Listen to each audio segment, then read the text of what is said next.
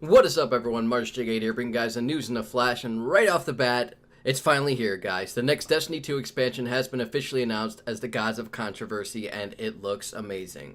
So here's some of the details on it. First off, it's not actually going to be taking place on Mars anymore. You guys can scratch that. It's actually going to be taking place on Earth, and it's going to be taking place in an old gaming developing company who, I guess, imploded on itself right before the collapse due to contractual obligations that caused numerous broken promises, which caused major distrust amongst the community, which further progressed the decline of the active player base until there was basically nobody left in the game and the company came to a halt. What's even better is that we now know who the raid boss is going to be. It's an old AI mind called Bungie that's been rebooted and is now under the control of a certain tower vendor who will also be getting new raid engrams, which players can purchase with tokens gained from both major encounters and chests that are found throughout the raid that gives them a chance of gaining certain raid gear. It's been said that this AI was the reason that the company eventually caved in on itself after it malfunctioned, trying numerous ways of gaining more income by forcing content behind paywalls and artificial throttles. That sounds oddly strange. Anyways, this expansion is set to be released on Never. There is no release date because hopefully you guys figured out by now that I'm just joking as an opening for the story that we're about to lead into about how Bungie, despite everything that's happened so far, has once again been up to their sly tricks of shooting themselves in the foot. Oh, this is seriously disappointing. But yes, Bungie is once again back in the news with another round of artificial throttling in Destiny 2. And here I was thinking that they were finally getting their shit together and listening to their community. Nope! This time around, though, they aren't throttling experience points, but tokens for the recent faction rallies. Players started reporting as they were grinding out tokens in lost sectors and public events that after a while, these tokens would just simply stop dropping from chest. What's different about this time around is that Bungie came forward and released a statement saying that they were getting these reports and that they did actually add a throttle to address the issue in the previous faction rally where players were earning up to 500 tokens per hour. They also went a bit more in depth by saying that players that got 2 chests within 10 minutes would not receive an additional reward for another 10 minutes. It also seems very possible that the original issue that they're talking about with players earning large amounts of tokens in a short amount of time was actually a glitch that was found in the Winding Cove Lost sector in the European Dead Zone.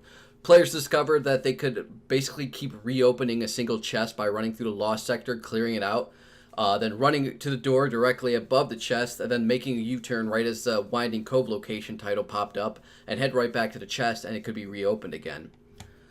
If that is the case, though, it seems they took things a little too far in this. Throttling an entire system and punishing an entire community because Bungie developed their token system poorly and left it open to glitches is kind of ridiculous to me. There's also another issue where players were reporting that the 5 new weapons for each faction weren't dropping. They started to think that this was another possible glitch due to the hotfix that brought all the Season 2 faction rally and Iron Banner gear to the entire player base. But it actually turned out that it wasn't a glitch and that Bungie had just manually removed them altogether except for one weapon type, which they'll release with each faction rally. In a game that's built around grinding out loot, these are some major steps backward in my opinion. Like, I get trying to spread out the earn time for tokens so players can't just farm a ton of tokens and get all the gear within an hour. That's understandable. But the problem lies in the fact that after all of these controversies, Bungie has still not figured it out that they need to be more transparent and communicate with their community beforehand. They need to make sure that their player base is involved in these kinds of things, or at least made aware of these kinds of things before these events take place.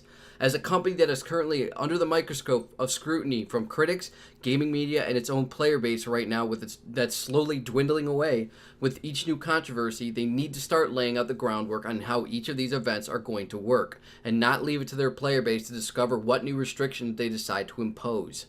They should have come out from the very beginning before the faction rally even started and said that there was going to be these new restrictions in order to balance out how quickly players earn tokens. It's really not that fucking hard. But at the end of the day, I would love to hear what you guys' thoughts on all of this. Feel free to leave your comments down below. And then moving from one company who has no clue what they're doing with their in-game events to one that actually does and is doing surprisingly well with them. Call of Duty World War II has announced their new event, the Resistance event, which kicks off on January 23rd and runs until February 27th. Now, while this is themed around the first map pack that is set to come out, I think, January 30th, It is completely free and open to everyone. This event is bringing their new resistance supplies drops, which contain new items like outfits and weapon variants. It's bringing back double XP playlist, a new game mode, Demolition, 4 new weapons to earn, and a new division class called Resistance, which gives player the old pistol and tactical knife combo, along with the ability to scramble enemy minimaps while giving players indicators towards close hostiles. The new weapons, which include a new assault rifle, submachine gun, pistol, and melee weapon. You can once again earn all of these through special awards, which just basically require you to play 50 matches during the week.